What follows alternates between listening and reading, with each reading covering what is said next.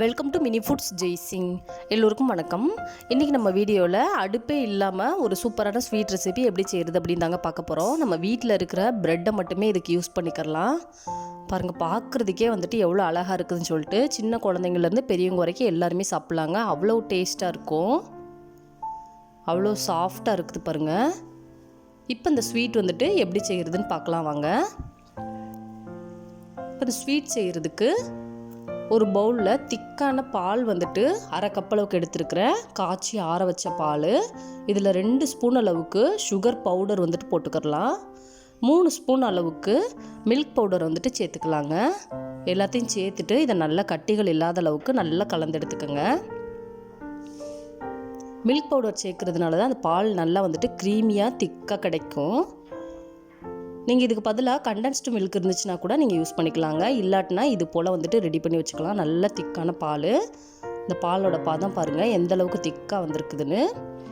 இப்போ இது போல் ரெடி பண்ணி எடுத்து வச்சுக்கோங்க. இப்போ இதை ஓரமாக வச்சிடலாங்க. இன்னொரு பாத்திரத்தில் 1/4 கப் அளவுக்கு ரூம் டெம்பரேச்சரில் இருக்கிற பட்டர் எடுத்துக்கலாம். 3 ஸ்பூன் அளவுக்கு சுகர் பவுடர் எடுத்துக்கலாம். அந்த சுகரை வந்துட்டு எல்லாத்துலேயுமே பவுடர் பண்ணி தாங்க சேர்க்கணும். 3 ஸ்பூன் அளவுக்கு மில்க் பவுடர் சேர்த்துக்கலாம். இப்போ இது எல்லாத்தையுமே சேர்த்துட்டு நல்லா வந்துட்டு கலந்து கொடுத்துக்கணுங்க. எல்லாமே ஈவனாக ஸ்ப்ரெட் ஆகணும்.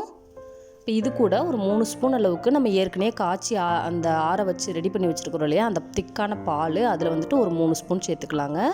சேர்த்துட்டு இது நல்ல ஒரு க்ரீமியான பதத்துக்கு இது போல் கலந்து எடுத்துக்கிறணும்.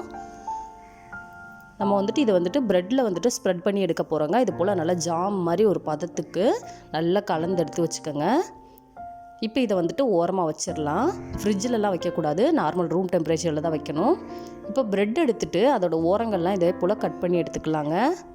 அந்த ஓரங்களோடு பண்ணால் நமக்கு ரோல் வந்துட்டு ஒழுங்காக வராது. இது போல் கட் பண்ணிவிட்டு தண்ணியில் லைட்டாக 1 செகண்ட் மட்டும் டிப் பண்ணிவிட்டு அந்த எக்ஸஸாக இருக்கிற தண்ணியை வந்துட்டு இது போல் நல்லா அழுத்தி பிழிஞ்சு எடுத்துக்கலாம். அப்போ தான் நமக்கு ரோல் பண்ணுறதுக்கு அந்த ஷீட் வந்துட்டு கரெக்டாக கிடைக்கும். பாருங்கள், நல்லா புழிஞ்சு எடுத்தாச்சு இது போல். இப்போ இதை ஒரு பிளேட்டில் வச்சுட்டு நம்ம ரெடி பண்ணி வச்சுருக்கிற அந்த பட்டர் மிக்ஸ் இருக்குது இல்லையா, அதை வந்துட்டு இது போல் நல்லா வச்சு ஸ்ப்ரெட் பண்ணி விட்டுறலாங்க. உங்களுக்கு தேவையான அளவுக்கு வச்சுக்கோங்க. குழந்தைங்களுக்குலாம் இதே போல் ஈவினிங் டைமில் செஞ்சு கொடுக்கும்பொழுது ரொம்பவே ஒரு ஆரோக்கியமான ஒரு ஸ்நாக்குன்னு சொல்லலாம். இதை அப்படியே ரோல் பண்ணிக்கலாங்க மெதுவாக. அவ்வளோதாங்க. ரோல் பண்ணி நம்ம எடுத்து வச்சுட்டு சர்வ் பண்ணுறதுக்கு முன்னாடி மட்டும் அந்த திக்கான மில்கை வந்துட்டு மேலே ஸ்ப்ரெட் பண்ணிவிட்டு நம்ம சர்வ் பண்ணலாங்க. அதுக்கு முன்னாடி நம்ம போட்டுறக்கூடாது. சாப்பிட்றதுக்கு முன்னாடி மட்டும் இந்த மில்கை வந்துட்டு ஊற்றிக்கலாங்க.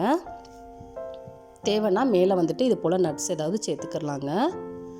இந்த வீடியோ உங்களுக்கு பிடிச்சிச்சின்னா லைக் பண்ணுங்கள், கமெண்ட் பண்ணுங்கள், உங்கள் ஃப்ரெண்ட்ஸ் அண்ட் ஃபேமிலிஸ்க்கும் ஷேர் பண்ணுங்கள். இதே போல் சிம்பிளான ரெசிபிஸ் வீடியோ தொடர்ந்து பார்க்குறதுக்கு மறக்காமல் நம்ம mini foods Jaisingh channel subscribe பண்ணுங்கள். தேங்க்ஸ் ஃபார் வாட்சிங்.